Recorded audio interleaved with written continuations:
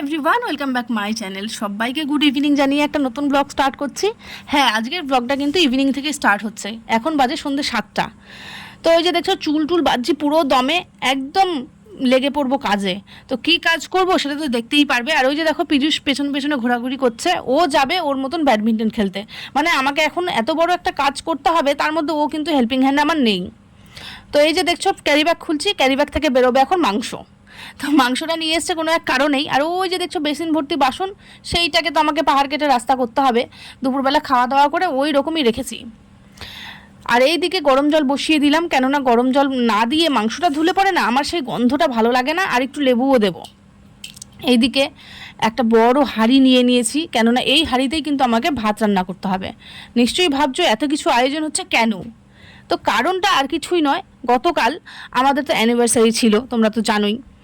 তো সেই অ্যানিভার্সারি উপলক্ষে শঙ্কু আমাকে ধরেছে, গলুর মা তোকে খাওয়াতেই হবে।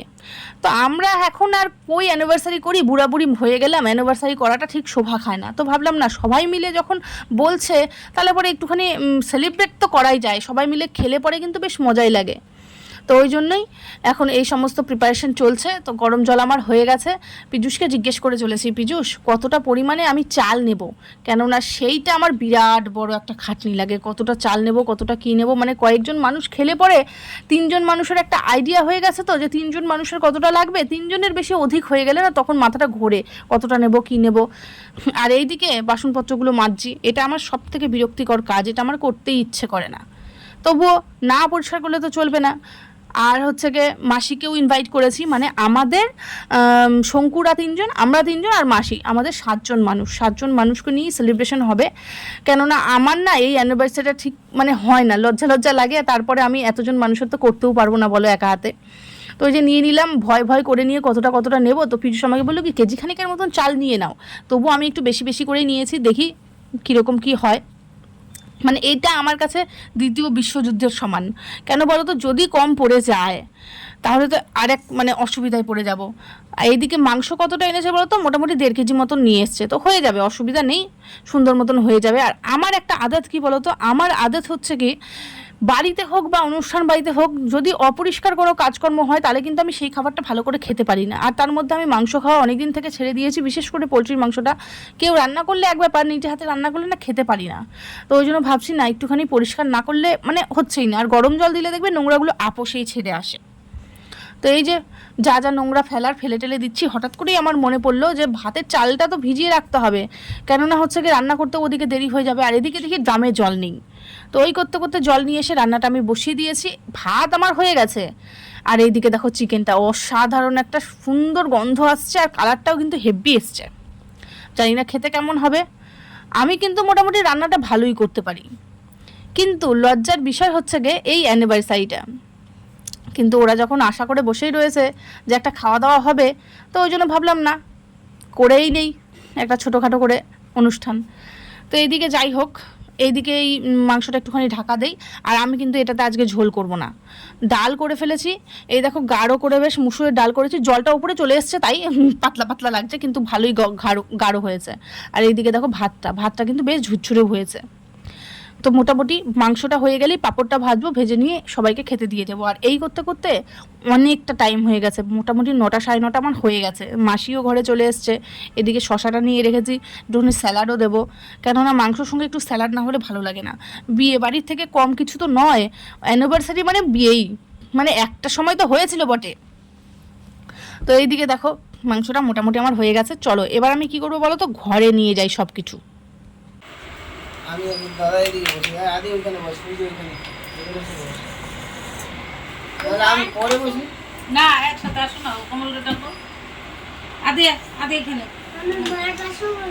মা খাবে না, তাই এদিকে আগা, আমার হাতটা আমার দিকে আগা রাখো। হ্যাঁ যাও, নিজে হাতে খাওয়া যাও। বুকরা একটা সরাই দিব নাকি? একটা ইয়ে না আর একটা তুই এইদিকে যা, দিদুনের বসতে কষ্ট হবে, একটু চাপে যা। না, আমার অসুবিধা নাই, ওই কমল বসবে, পিজুস বসবে, এখানে বসবে দুজন, হয়ে যাবে। ওটা সরাইতে লাগবে নাকি? সরাই দাও, সরাই দিব এটা। হ্যাঁ সরাই দাও, তো ওইদিকে নিয়ে যাও, পরে নিয়ে আসবে। এই যে এই চেয়ারের উপরে রাখো। ওই ঘরে নিয়ে যাবে, এগুলো আকলাই রাখবা, তো ওই ঘরে নিয়ে যাবে।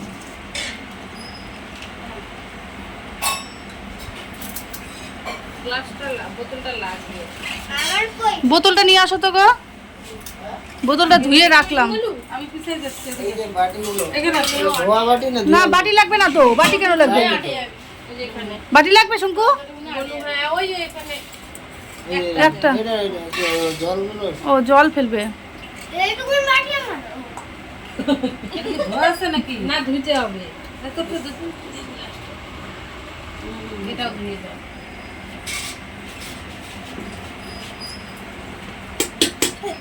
জায়গা আছে কারণ সবাই এটার সঙ্গে জলটা সঙ্গে আর বুকটা একটা সরাই দিলে না বসতে সুবিধা হবে, তাই না?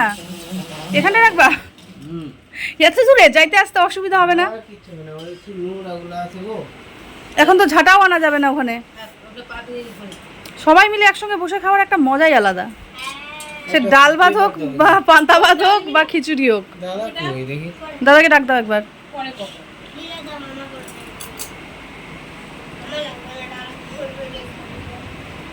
আমাদের শঙ্কু মাসি ও 1 কেজি মাংস মানে 10 জন খাওয়া দিতে পারবে, সুন্দর করে দিতে পারে না। যেটা কথার কথা, একটা এক্সাম্পল দিচ্ছি তাই বলে 1 কেজি মাংস 10 জন না, মানে পরিপূর্ণভাবে সবাইকে দিতে পারে এটা। যেমন থাকে তেমনই খেতে দরকার দুই টুকরো করে হ্যাঁ ওইটাই ও দিতে পারে।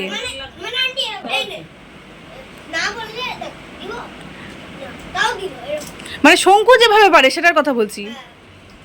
আমি আগে পারতাম না বেশি একটা ওই আর আমাকে যদি বলিস আমি একজনকে হয়তো বেশি দেবো, আমি বুঝবো না, হয়তো বা তার মনের মধ্যে ইচ্ছা আছে কিন্তু চাই মুখে বললো যে নিবো না, দ্বিতীয়বার আর সাধবও না। আমি শিখছি আমার যা আমার মনে হয় জিজ্ঞেস করে করে দেওয়া ভালো আবার আমি দিতে পারি না, পিজুস দিতে পারে ভালো।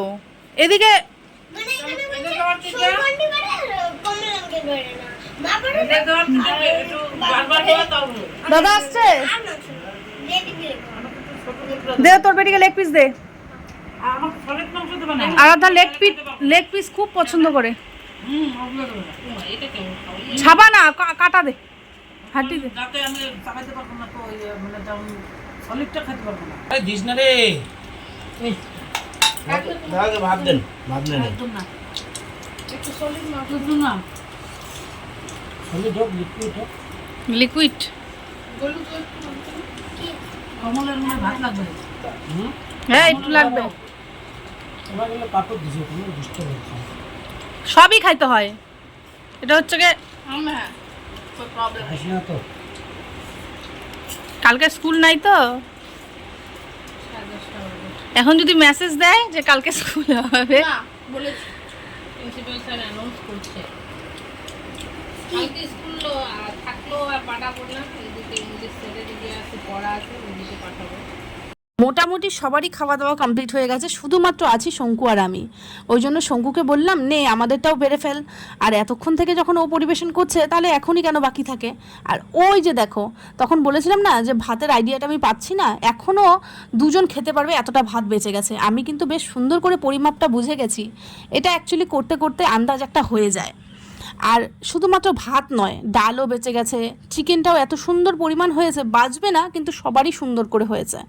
তো ওই যে ও যদিও ভাতটা মানে ভাতটা কেন, ও পরিবেশনটা খুব সুন্দর করে করে, একটু আগে বলছিলাম না, ও পরিবেশনটা করুক। আর কালকে যদিও আমাদের বাচ্চাগুলোর স্কুল নেই, ওই জন্য দুজনে বেশ গল্প করে খাওয়াটা কমপ্লিট হয়ে যাবে। আর মাসিও খাওয়া দাওয়া করে চলে গেছে, কেননা অনেকটাই রাত হয়েছে তো, 10:30 মোটামুটি হয়ে গেছে। আর পীযূষ কমলদা দুজনে মিলে একটুখানি নিচে গেল। কেন বলো তো? এই যে ওরা খাওয়া দাওয়া করলো, যথেষ্ট কাটা ছিল, ভাত ছিল, বললো ওগুলো কুকুরকে দিয়ে আসি আর একটুখানি নিচ থেকে হাওয়া খেয়ে আসি। তো ওরা তো হাওয়া খেতে খেতে বেশ মজাই করলো, আর আমাকে এখন ভুগতে হবে সাজা। কেমন সাজা? আমি ঘরটা অলরেডি মুছে নিয়ে গেছি একবার, কেননা একবারের মোছাতে হয় না, সেই এঁটো কাটা। তারপরে ভাবলাম একটু ভালো করে ফিনাইল দিয়ে মুছে দেই, ওই যে মুছছি। এইগুলোই তো সাজা আর কি। যে কোনো বাড়িতে অনুষ্ঠান করো না কেন, ছোট হোক বড় হোক, তারপরে যে এই জিনিসগুলো না, এইগুলো আর সহ্য হয় না। তাও আমি পাতা কিনিয়ে আনছিলাম ওকে দিয়ে, যে পাতাটা হলে পরে কি হবে, আমাকে থাল বাসনটা খুব একটা মাজামুজি করতে হবে না। তাও টুকিটাকি করে যথেষ্টই বাসন জমা হয়ে গেছে, সেইগুলো মাজামুজি করব। তো পীযূষ আবার নিচ থেকে এসে নিয়ে বলছে, সঞ্চিতা তুমি রান্নাঘরের কাজগুলো কমপ্লিট করো, নাইলে পরে তো বহুত রাত হয়ে যাবে। এদিকে আমি বিছনাপত্র কমপ্লিট করে ছেলেকে শুইয়ে দিচ্ছি। তো ভালোই হয়েছে, ও একদিকটা দেখে নেবে। আর এই যে দেখছো বাসনপত্রগুলো, এইগুলো কিন্তু শঙ্কু নিয়ে এসে দিল মাজামুজি করে। কেন বলো তো? ওই যে ভাতটা বেঁচে গেছিলো আর মুসুরির ডালও খানিকটা বেঁচে গেছিলো, তো যদিও ও নিতে চাইলো না, আমি জোর করেই ওকে দিয়ে দিলাম যে শঙ্কু নিয়ে যা, কেননা কালকে আমাদের শনিবার, আমরা তো নিরামিষ খাবো, এইগুলো কালকে আর খাওয়া হবে না, তো বেকার বেকার নষ্ট হবে। তো জোর করেই ওকে দিয়ে দিলাম, তো ও কালকে খেয়ে নেবে। আর এইদিকে ওই বাসনপত্রগুলোই আমাকে মেজে এনে দিল, তো আমি জল টল ঝরিয়ে রাখলাম। আর আমার যে বেসিন ভর্তি বাসন ছিল সেইগুলো আমি কমপ্লিট করে ফেলেছি মেজে, কেননা যত রাখবে তত কাজ বাড়বে, আর দেখতে দেখতে তো টাইমও কম হচ্ছে না। কালকে শনিবার, কালকে এইগুলো রাখলে পরে তখন আমার আবার জ্বালা হবে, সকালবেলা উঠে মাজামুজি করব, আরেক হেডেক। ওই জন্য ভাবলাম আমার আবার কি হয় বলো তো, বেশিরভাগ কাজকর্ম না রাতেবেলা করে রাখলে সুবিধে হয়, তার জন্যই ভাবলাম আজকেই আমি সব কাজকর্মগুলো ক্লিয়ার করে রাখি। আর রাতেবেলা যত পারো আমাকে খাটিয়ে নাও, কিন্তু সকালবেলা ঘুম থেকে উঠে নিয়ে এই সমস্ত কাজ একদম করিও না। তার থেকেও বড় কথা হচ্ছে কি, শনিবার রবিবার মানেই লেট মর্নিং ঘুম থেকে উঠতে হবে, তো তখন ঘুম থেকে ওঠার পর যদি এই সব কাজ আমাকে করতে হয় তাহলে কার না মাথাটা খারাপ হবে। আর যদিও তুমি জানো যে তোমাকেই করতে হবে, তো ওই জন্য সব কিন্তু করে ফেলেছি। আর এই যে হাতে দেখছো মিষ্টিটা, এই মিষ্টিটা কি হয়েছে জানো? এই মিষ্টিটা আমার অ্যানিভার্সারির গিফট। তাও কে দিয়েছে? দিয়েছে শঙ্কুরা। নিয়ে এসছে 2 প্যাকেট মিষ্টি, একটা তো ওই যে কালো মিষ্টি, একটাতে রসগোল্লা। তো বেশ সুন্দর ছিল, খাওয়া দাওয়ার শেষে একটা মিষ্টি হলে তো বেশ ভালোই হয়। আর এই মিষ্টিটা হচ্ছে কি আমার অ্যানিভার্সারির গিফট, ভাবা যায়? মানে আমি ভেবেছিলাম এই শুধুমাত্র গিফটের কারণে আমি এই সমস্ত জিনিস করতে চাই না, জানো, আমার খুব লজ্জা লাগে খুব। তো ভালো কথা, মিষ্টি এনেছে, তাও সবাই মিলে খাওয়া দাওয়াটা হয়েই গেল। তো এইদিকে কয়েকটা মিষ্টি বেঁচেছিল, ভাবলাম ফ্রিজে ঢুকিয়ে দেই, কেননা হচ্ছে গিয়ে এখন যদিও খাওয়া হবে না, আর এইগুলো এটো কাটা সব কালকেও খাবো না, তার জন্য ওই যে আমি ঢুকিয়ে দিচ্ছি। আর এখন আমার মোটামুটি কাজকর্ম সবই হয়ে গেছে, দেখতে পাচ্ছ ন্যাকড়া নুকড়া যা যা আছে সব পরিষ্কার করে ফেলেছি। আর এখন করব ইম্পর্ট্যান্ট একটা কাজ, যেটা হচ্ছে কি ব্রাশ করা। তার আগে ভাবছি জানলাগুলো লাগিয়ে নেই, কেননা রান্নাঘরের কাজ যদিও শেষ হয়ে গেছে, জানলাটা বেকার বেকার খুলে রাখবো, রাতেবেলা না ওই কাঠবেড়ালিগুলো এসে নিয়ে সব খেয়ে ফেলে, তার জন্য ওই যে লাগিয়ে দিলাম। এবার নিয়ে নিলাম আমি ব্রাশ, আর ভালো করে ব্রাশ করব, কেননা চিকেন খেয়েছি অনেক দিন পর, চিকেনটা খেলাম বেশ ভালো লাগলো জানো। আর ঝোল করিনি, দেখতেই তো পেলে একদম কষা কষা, আর ডাল যদিও ছিল কোনো রকম ঝোলের ব্যাপারই হয়নি। তো এদিকে ব্রাশ করে নিয়েছি, ব্রাশ করার পর এবার আমার কিন্তু রান্নাঘরের কাজ কমপ্লিট হয়ে গেছে। শুধুমাত্র জল ভরবো, কেননা আমাকে মাঝরাত্রিতে উঠে যেন রান্নাঘরে না আসতে হয়। তো মোটামুটি আমার অ্যানিভার্সারি খুব ভালো মতন হয়েছে, মানে বুড়া বয়স অ্যানিভার্সারি বলে না, ভীমরতি, সেই ভীমরতি টাইপের হয়েছে। যাই হোক, সবাই মিলে একসঙ্গে খাওয়ার একটা আলাদাই মজা। তোমরাও খুব ভালো থেকো, কাল দেখা হবে নতুন একটা ভ্লগে।